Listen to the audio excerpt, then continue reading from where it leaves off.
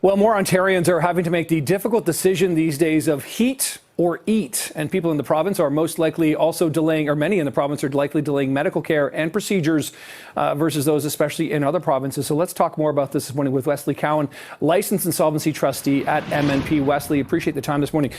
These numbers, not only are they concerning, but Wesley, they're going in the wrong direction, aren't they?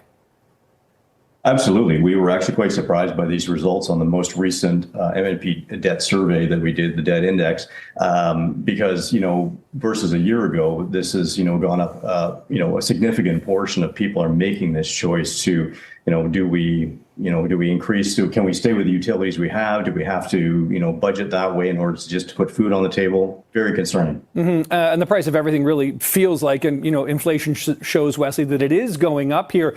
But Ontario seems so much, I suppose the term is worse than the rest of the country, isn't it?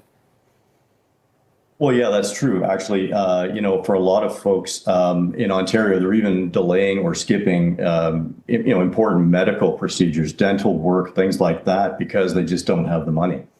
No doubt about that. So when you look at this, how does this impact, the fact, like, this is assessing debt? So you're sort of trying to help people get out of debt here. Are you seeing more and more people here, or are they controlling their spending to sort of avoid coming to you because they're in real jeopardy here, Wesley? Yeah, I mean, certainly people are doing the best that they can. They're trying all the normal things you'd expect, budgeting, reducing costs, refinancing, remortgaging, all of those kinds of things.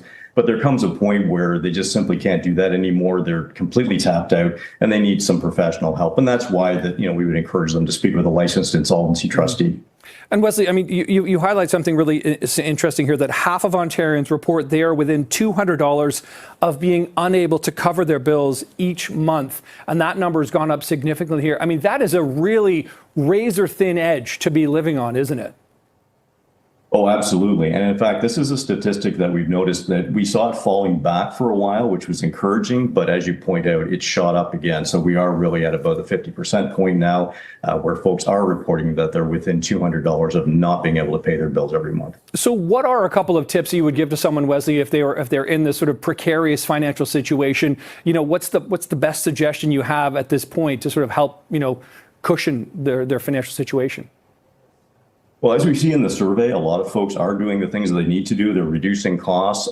They're trying to budget differently, perhaps. But certainly getting on top of debt is an important thing. So if there's any way for them to refinance at a lower interest rate, I mean, interest rates have come down, certainly. But for a lot of folks in the survey, they said that they would need them to come down lower in order for them to feel comfortable. So in order to get those debt payments down, refinancing, trying to restructure in some way that way. If you have the ability to borrow against an asset like a home, remortgaging, that's a great idea.